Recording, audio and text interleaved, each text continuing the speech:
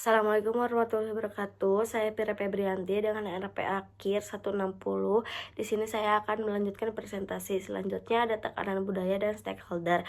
Yang pertama itu ada tekanan budaya perusahaan. Jika strategi baru tidak sesuai dengan budaya perusahaan, kemungkinan sukses akan rendah. Strategi harus selaras dengan nilai-nilai organisasi atau budaya harus diubah. Contohnya, perusahaan yang terbiasa bekerja dengan prosedur ketat akan kesulitan menerapkan strategi yang menuntut kerja cepat dan fleksibel. Yang kedua itu ada kebutuhan stakeholder. Pilihan strategi harus mempertimbangkan kebutuhan pemangku kepentingan utama, pemegang saham, karyawan, pelanggan, dan masyarakat. Mengabaikan satu kelompok dapat memicu resintesis. Contohnya, jika perusahaan hanya fokus pada keuntungan pemegang saham dan mengabaikan kepentingan karyawan, bisa muncul penolakan atau turunnya motivasi kerja. Menghindari jebakan konsensus.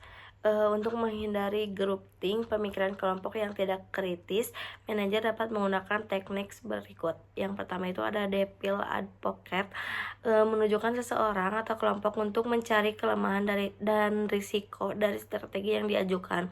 Tujuannya agar strategi tidak diterima begitu saja tanpa diuji secara kritis. Contohnya itu dalam rapat strategi pemasaran.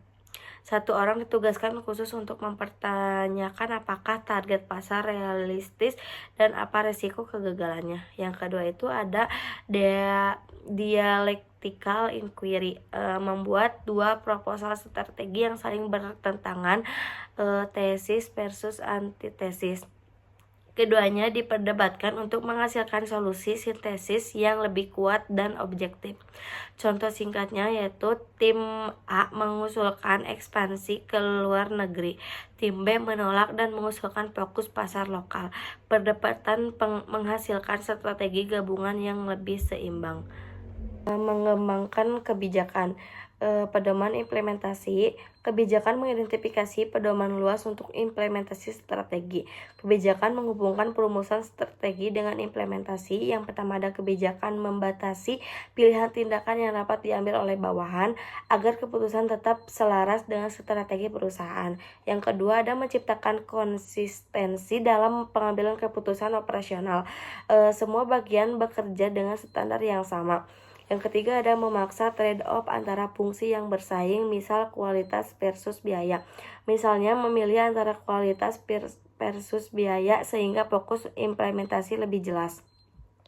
Contohnya, jika strategi perusahaan dalam meningkatkan kualitas layanan, maka kebijakan bisa berupa yang pertama standar respon pelanggan maksimal 5 menit, panduan penanganan komplain, larangan mengurangi bahan baku demi menekan biaya.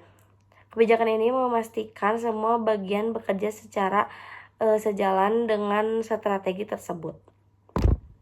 Kesimpulan, strategi fungsional yang efektif harus selaras dengan strategi bisnis dan korporat. Pilihan strategi akhir, strategi choice harus didasarkan pada skenario yang matang, mempertimbangkan risiko, budaya, dan diuji secara kritis untuk memastikan keberhasilan implementasi. Sekian presentasi dari saya. Wassalamualaikum warahmatullahi wabarakatuh.